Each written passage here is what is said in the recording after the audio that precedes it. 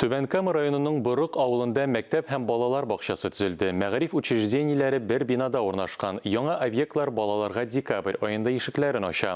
Авыл халкының шатлыгы белән Түбән Камадагы коллегаларыбыз да уртаклашты.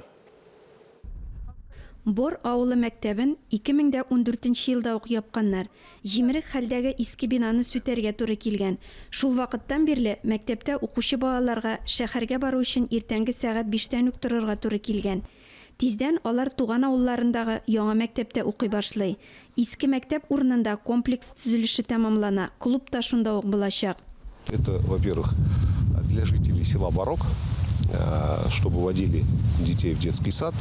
Авыл халкына төрле яклап уңайлыклар арта. Балалар бакчасы һәм башлангыч мәктәп ачылу ата-аналарны күп кенә мәшәкатьтән коткара. Өстәвенә биредә төрле бәйрәм чаралары үткәрергә мөмкин. Территория яхшы итеп төзекләндерелгән. Сабан туена кадәр шунда уздыру мөмкинлеге бар.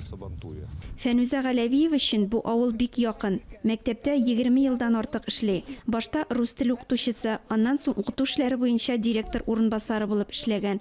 Үзәк буш тормас дип ышана. У меня внук пойдет 4 годика булатику, он пойдет. Минем 4 яшьлек оныгым бар. Ул монда бакчага йөриячәк. Мин аны озатамын, каршы аламын. Төрле чараларда катнашып, аңа ярдәм итәчәкмен.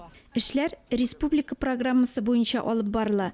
Төзелеш ярты ел дәвам итә. Ачылу декабрь башына билгеләнгән. Башлангыч мәктәп укучылары өчен 14 урын бүлеп бирелгән. Ә балалар бакчасы 15 баланы сыйдыра. Мәдәният үзәгендә китапханә дә була. Барлык теләүчеләр дә китап укый ала.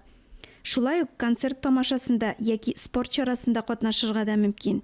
Ләлә Зайнуллина, Рафаил Рақипов, Татарстан яңалыклары, Түбән Кама районы.